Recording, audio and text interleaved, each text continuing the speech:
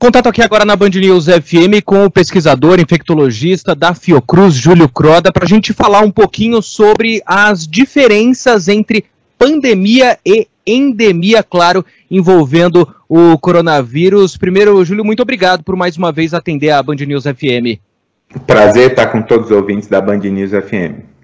Bom, pandemia é um termo que a gente já ouviu há muito tempo, mas há 2 anos a gente convive diariamente com esse termo e agora passamos também a conviver com o termo endemia. Ainda não tem uma declaração oficial da Organização Mundial da Saúde, mas alguns países já adotaram esse critério para falar sobre o coronavírus, envolvendo índices de vacinação, por exemplo, países da Europa que passaram para esse estágio e têm índices de vacinação similares ao do Brasil. E a primeira pergunta, claro, Júlio, é essa.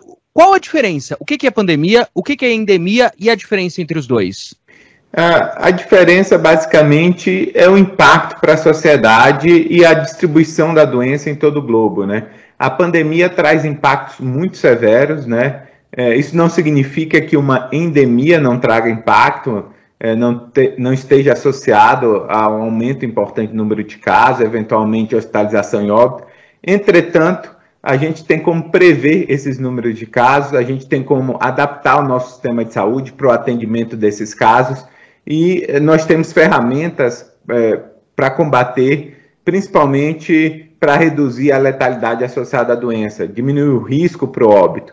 E é o que a gente configura nesse momento. A gente está numa fase de transição, lógico que quem declara o fim da pandemia é a OMS, não é nenhum país. A gente precisa melhorar a distribuição vacinal, a cobertura vacinal, principalmente nos países da África, mas diversos países já têm um impacto mais reduzido do Covid-19 na sua sociedade, principalmente no que diz respeito à hospitalização e óbito, e, portanto, estão flexibilizando suas medidas preventivas, ou seja, estão retornando ao momento anterior, antes da pandemia, onde não era necessário o uso de máscara, o isolamento, o distanciamento, o cancelamento de eventos associados à aglomeração. Isso se traduz em redução da letalidade associada à doença e, portanto, a gente consegue manejar melhor as consequências do Covid-19. E antes da gente entrar na questão das máscaras, dessa flexibilização, com essa possibilidade de, num curto período ou médio período, o Brasil declarar que a Covid-19 no país é uma endemia, muda alguma coisa no combate, muda alguma coisa na forma como o país passa a encarar? Você falou um pouco disso, mas especificamente no Brasil, muda algo? É importante entender que a gente não transforma uma pandemia em endemia por decreto. Está associada a ações específicas. Como que a gente vai monitorar os indicadores?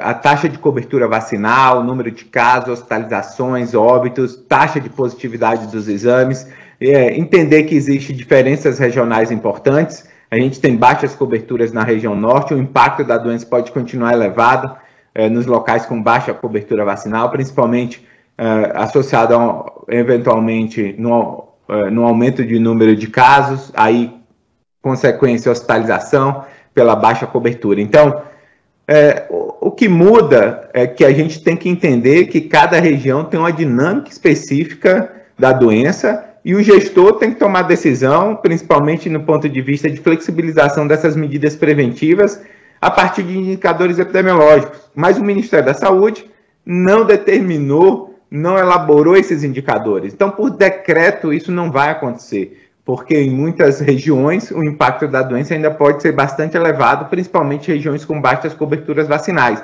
Então, não é através de um decreto que a gente vai transformar uma pandemia em endemia, e sim com planejamento, trabalhando indicadores, com as medidas que vão ser flexibilizadas a partir desses indicadores, quando que a gente pode, de alguma forma, voltar atrás a partir desses indicadores. Não existe um planejamento, um plano para essa transição. Então, o decreto não quer dizer muita coisa. Transformar uma pandemia em endemia por decreto, isso não significa nada. E, como você falou, a gente não tem indicadores específicos. Não é uma coisa, então, para a gente detalhar um pouco mais, não é algo objetivo. Mesmo quando a gente fala da Organização Mundial da Saúde, não existe, então, um número, um indicador específico, vamos supor, acima de X mortes a cada 100 mil habitantes é pandemia, abaixo disso deixa de ser pandemia. É algo mais subjetivo essa declaração? Cada país, né, adota alguns indicadores para flexibilização. Então, não é que o país ou o estado vai decretar o fim da pandemia. É que país, estado ou municípios vão flexibilizar suas medidas preventivas, né? O fim da pandemia é decretado pela OMS. A flexibilização pode ser feita por municípios ou estados.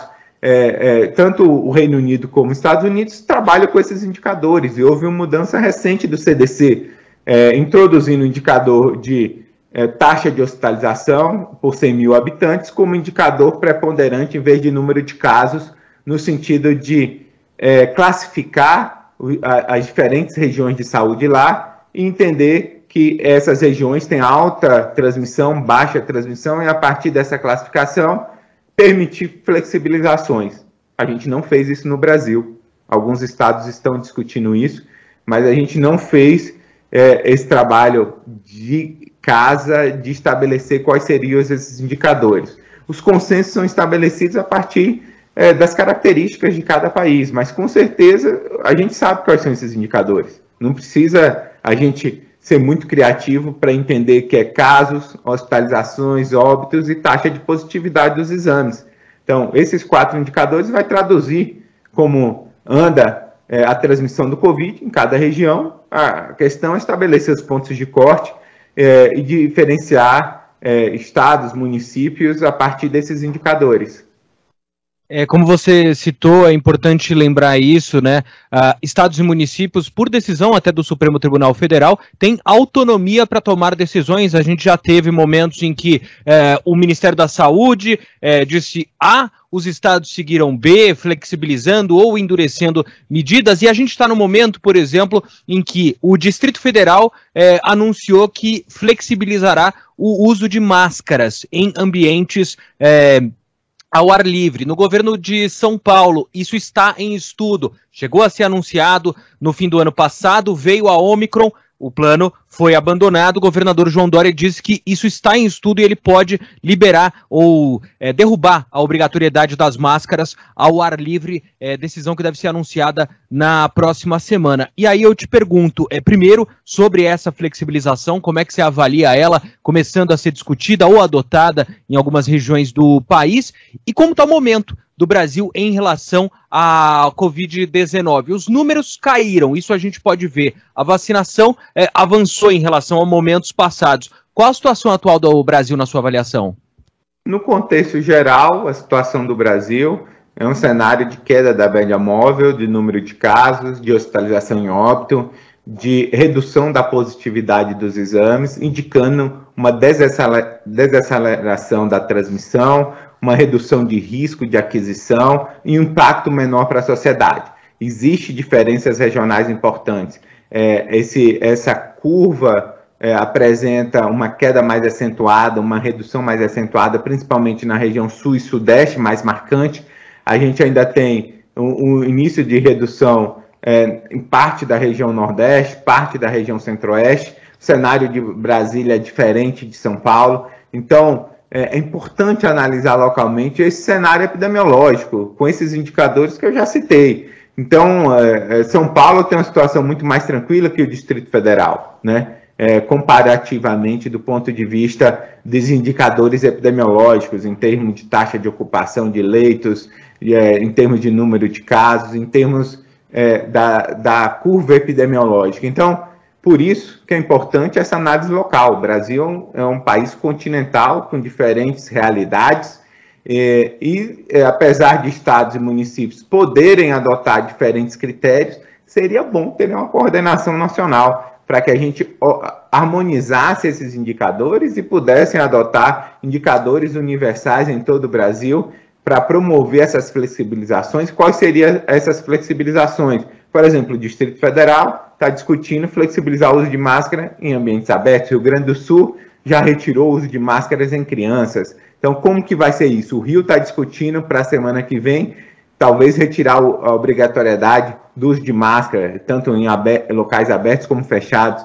Então, não existe o consenso, não existe uma discussão a respeito dos indicadores. Então, isso gera confusão para a população, porque uma cidade flexibilizou uma medida específica, a outra medida específica, com indicadores muitas vezes diferentes, e fica difícil a população entender quem está adotando a medida correta ou não a partir desses indicadores epidemiológicos. Então, é muito confuso o que a gente faz no Brasil. Combate à pandemia é confuso porque não existe uma liderança do governo federal do ponto de vista de deixar claro quais seriam os indicadores, tanto para medidas restritivas como para flexibilização.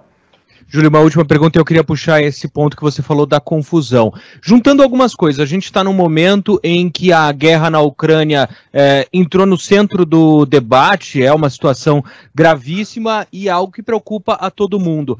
A gente tem, e aí eu vou usar o termo exaustão, mas não no sentido de tá tudo bem, vamos todo mundo esquecer das medidas, mas a gente está há 2 anos da pandemia, claro, gera uma exaustão em todo o mundo. Os índices, como você citou, caíram. Essa possibilidade de termos uma declaração de endemia. É preciso que, como você falou, não sendo uma liderança nacional, que cada estado, cada município redobre a divulgação, a informação à população de a situação melhorou, mas a Covid-19 ainda existe, é preciso manter os cuidados, mesmo com flexibilizações?